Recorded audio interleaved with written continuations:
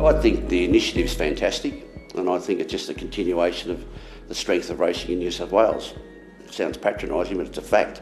Prize money second, and I think it'll turn into a very good race in 2 or 3 years.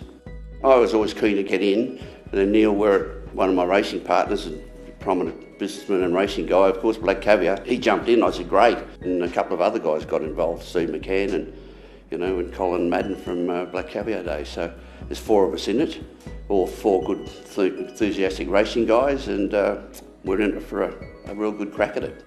We're very close to making a decision. We're down to 4 or 5.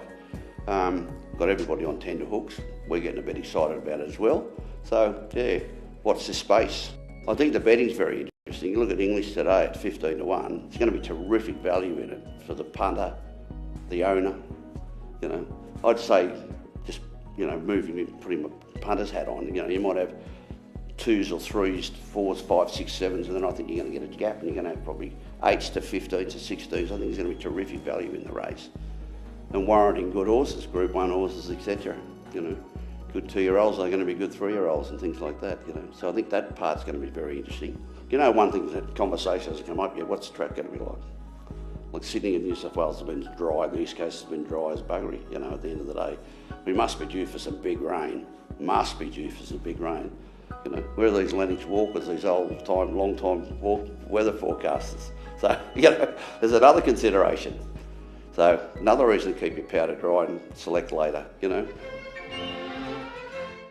can remember the great radio days. You'd listen every Saturday afternoon, and I remember going up to pubs and putting little bets on with SP bookmakers for uncles and etc. And I don't want to say I was jumping into country racetracks underneath the gate and out the back. It's not like that. I've always been around it. It's just like it's an Australian way of life. It was certainly a country way of life. Saturday afternoon, the radio was always on. You'd always hear racing. So obviously it's turned out I'm a punter and a speculator as it turned. It's life's the journey I've been on, and consequently it just sort of falls into place.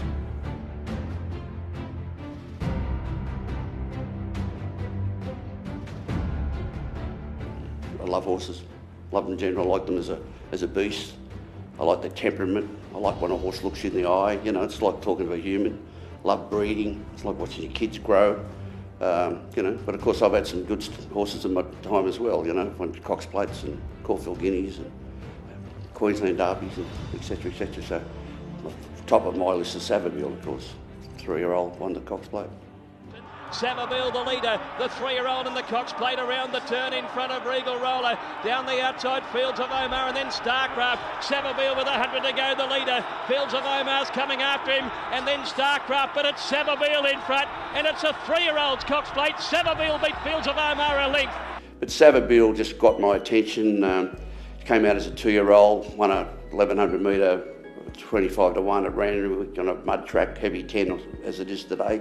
I went, wow, we've got something here. It was just a terrific journey. So it really got me established in big time racing. I think the most important person in racing is the owner.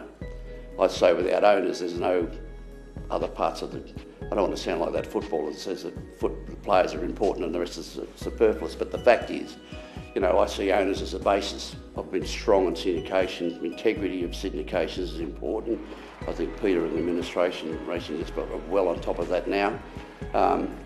Imperative, it lets a little guy in, and some of these initiatives with like what Tabcorp are doing with their, and I assume the ATC will be doing the same thing with their slots.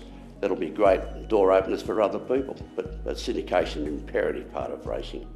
The winning of a maiden at Warren's is as good as winning the Cox Plate, so to speak. I race for prize money, so if you've got a racehorse in the race, you might as well bet around it and then, hedge your bet, so to speak. It's hard to get good oil from your trainer when and tipping trainers are rare these days. You've got to grab them by the throat and give them a shake. If I never had a bet in my life, I'd be the happiest bloke in the world.